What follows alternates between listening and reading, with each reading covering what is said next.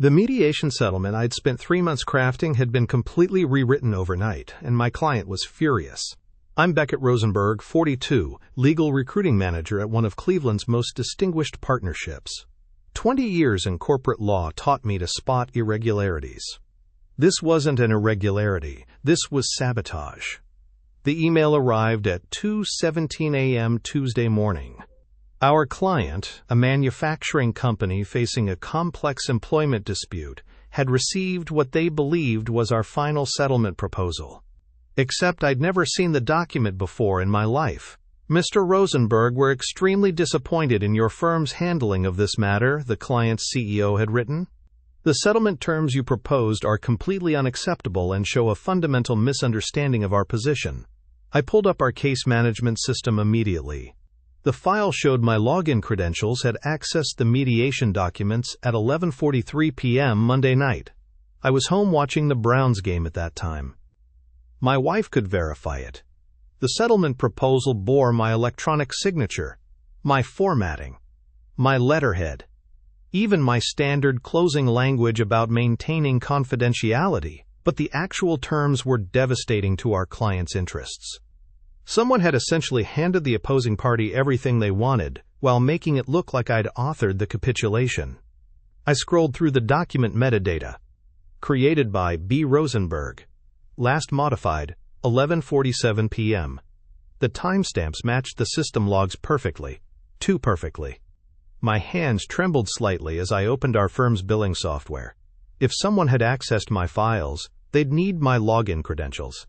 The activity log showed consistent patterns until Monday night. Then something changed.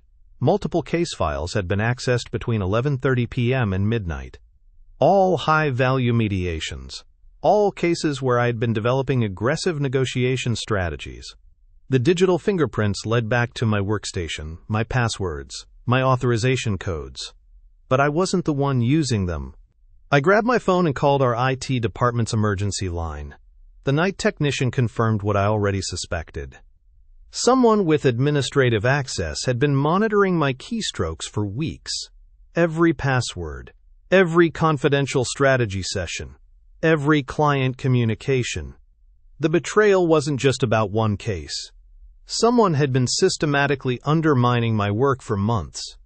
And now they were making their move. The investigation started with coffee and paranoia at 6 a.m. Tuesday morning. I arrived at the office 2 hours early, needing answers before the partners discovered what looked like my professional suicide note. 3 months earlier, everything had been different. I'd been riding high on a string of successful mediations, building the firm's alternative dispute resolution practice from scratch. The partners had finally given me the autonomy I'd craved after 15 years of grinding through discovery motions and settlement conferences. That's when I decided to hire Ethan Caldwell. Fresh out of Case Western's legal studies program, Ethan had impressed me during his interview with sharp questions about mediation psychology and negotiation theory. He understood that successful mediation wasn't about legal precedent. It was about reading people, finding pressure points, exploiting emotional leverage. I should have recognized the warning signs in his enthusiasm.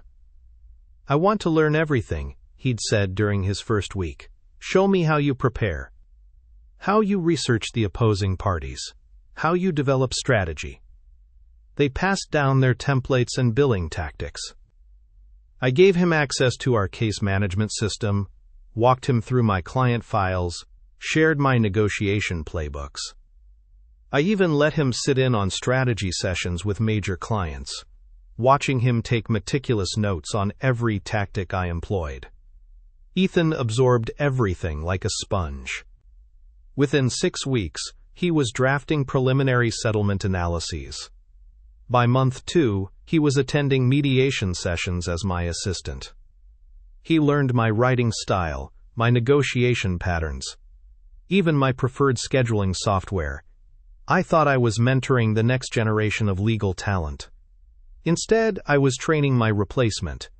The first red flag appeared 3 weeks ago, during the Morrison Industries mediation. I'd spent days developing a complex strategy involving staged concessions and psychological pressure points. The plan required precise timing, reveal certain documents at hour 2, introduce the damages analysis at hour 4, then present our final position just before lunch when everyone would be hungry and eager to close. Except when I arrived at the mediation center, the opposing counsel already knew our entire strategy. "Interesting approach, Beckett," their lead attorney had smirked, "though I'm not sure the staged revelation tactic will work as well as you think." The mediation collapsed within 90 minutes. Our client lost leverage they'd held for months. I blamed it on lucky guessing or insider information from their corporate contacts. I should have dug deeper then. The second incident happened during the Riverside development case. I'd prepared a settlement framework that would save our client nearly $2 million while giving the plaintiffs enough to avoid trial. The strategy hinged on timing. Present the offer during a specific window when their attorney would be under pressure from his own partners. Instead, our opponents came prepared with counter-arguments to points I hadn't even raised yet. They knew exactly which concessions to reject and which pressure points to avoid. The mediation dragged on for 8 hours and ended with terms that barely improved on their original demand. "How did they know?" our client had asked afterward. "It's like they had our playbook."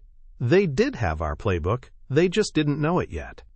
Now, sitting in my dark office with the building's heating system humming around me, I started connecting the digital breadcrumbs. Our firm used a comprehensive case management platform that logged every access, every document view, every file modification.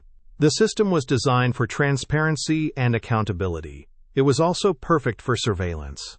I pulled up the access logs for the Morrison case. Ethan had reviewed the files 17 times in the week before mediation, normal for an assistant preparing materials.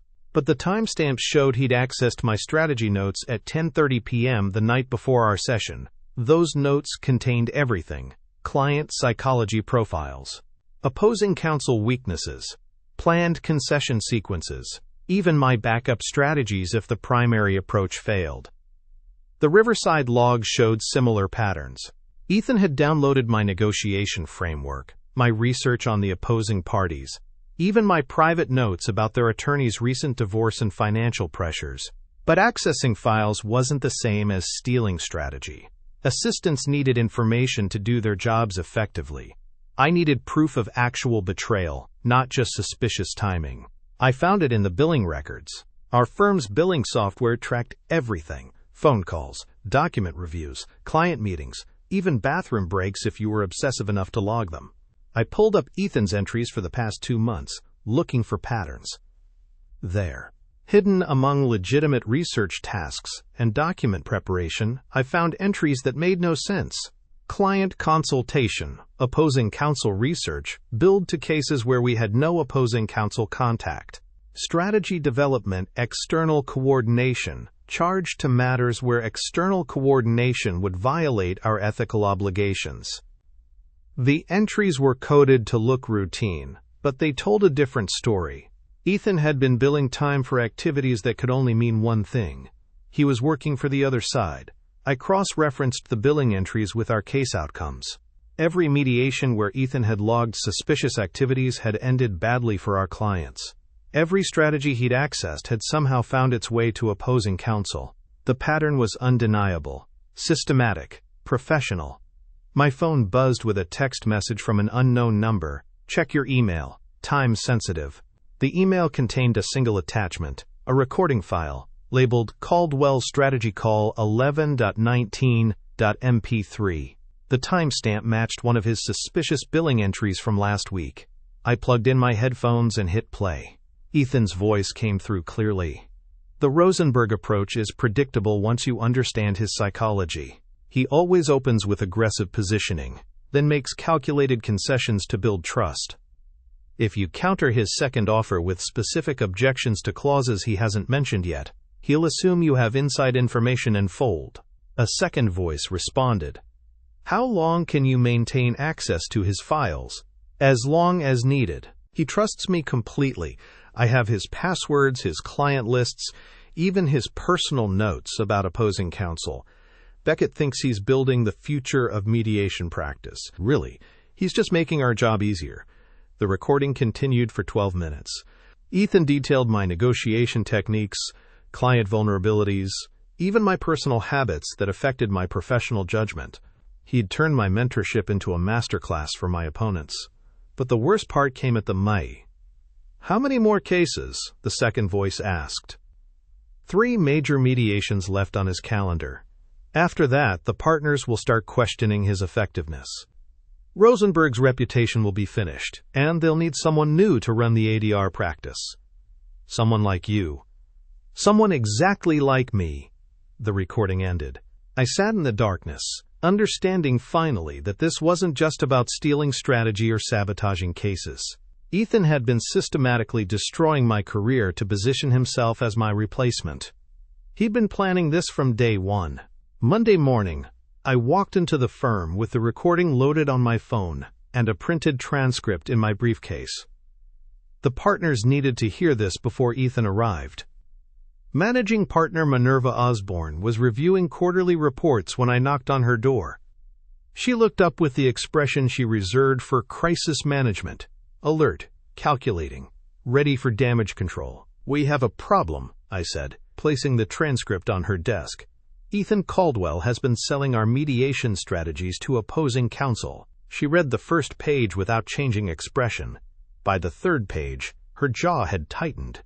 When she finished, she looked up with the cold fury that had made her legendary in corporate litigation.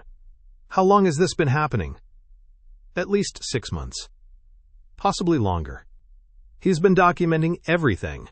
My techniques, client weaknesses, case strategies, then feeding it to the other side during active negotiations." Minerva reached for her phone.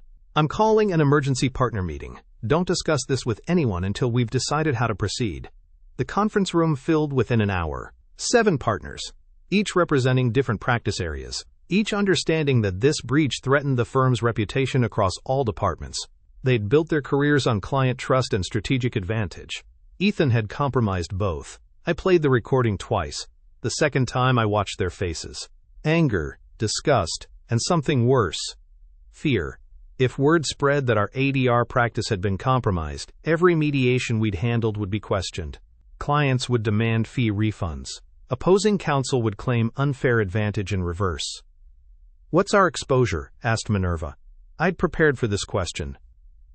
14 active cases where Ethan had access to strategy files. Approximately $2 million in potential fee disputes. 3 cases where opposing counsel achieved settlements that now look suspicious. The room went quiet. $2 million was manageable. The reputation damage was not. "We need to involve the Judicial Economic Affairs Unit," said senior partner Ethan Thornfield. "This isn't just internal misconduct, it's potential fraud." Within 2 days, Chief Disciplinary Counsel Robert Williams had opened a formal investigation. His team arrived with subpoenas for our case management system, billing records, and all communications between Ethan and external parties during the past year. The investigation moved quickly. Digital forensics revealed that Ethan had been copying strategy files to personal drives, then deleting the access logs. He'd used his administrative privileges to cover his tracks, but the backup systems had recorded everything. More damaging emerged daily. Bank records showed payments from 3 different law firms, all opponents in cases where our strategies had failed. The amounts were small enough to avoid automatic reporting, but large enough to total nearly $40,000 over 8 months. Williams' team also discovered that Ethan had been recruiting other junior associates, promising them advancement opportunities if they provided information about senior attorney strategies. 2 associates had already agreed to cooperate with the investigation in exchange for immunity.